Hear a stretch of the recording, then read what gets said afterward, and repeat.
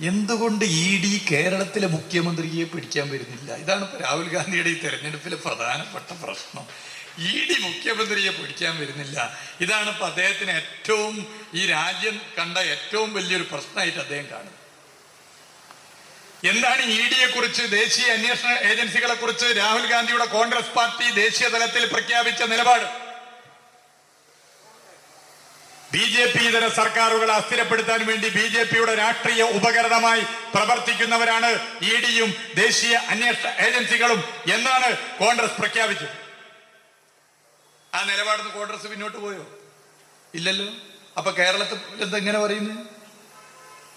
കേരളത്തിലെ പ്രതിപക്ഷ നേതാവ് KPCC പ്രസിഡന്റും പറയുന്നത് നമുക്ക് മനസ്സിലാക്കാം. രാഹുൽ ഗാന്ധിയെ പോലൊരു ദേശീയ നേതാവ് എന്താ ഇങ്ങനെ പറയുന്നത്?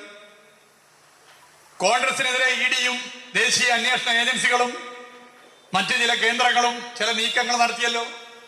കോൺഗ്രസിന്റെ അക്കൗണ്ട് മരവിപ്പിച്ചല്ലോ. കോൺഗ്രസിനെ പ്രയാസപ്പെടുത്താൻ ശ്രമിച്ചല്ലോ.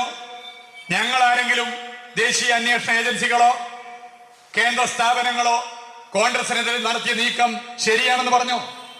ശരിയാണെന്ന് പറഞ്ഞില്ലെന്ന് മാത്രമല്ല, അതിനെ ഞങ്ങൾ എതിർത്തു, അതിനെ ഞങ്ങൾ വിമർശിച്ചു. അതാണ് ഇടതുപക്ഷം, അതാണ് ഇടതുപക്ഷത്തിന്റെ BJP വിരുദ്ധ പോരാട്ടത്തിന്റെ വിശ്വാസ്യത. എന്നാൽ ഓരോ പഞ്ചായത്തിലും ഓരോ നിലപാട്. EDയെ കുറിച്ച് ഓരോ പഞ്ചായത്തിലും ഓരോ നിലപാടാണ്. അപ്പൊ ED കോൺഗ്രസിനെതിരെ നടത്തിയ നീക്കം ശരിയായിരുന്നു എന്നാണോ രാഹുൽ ഗാന്ധിയുടെ അഭിപ്രായം?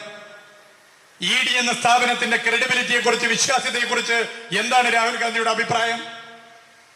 ED BJPയുടെ കയ്യിലെ പാവയാണ് എന്ന കാര്യത്തിൽ എന്തേ രാഹുൽ ഗാന്ധിക്ക് വ്യത്യസ്ത അഭിപ്രായമുണ്ടോ?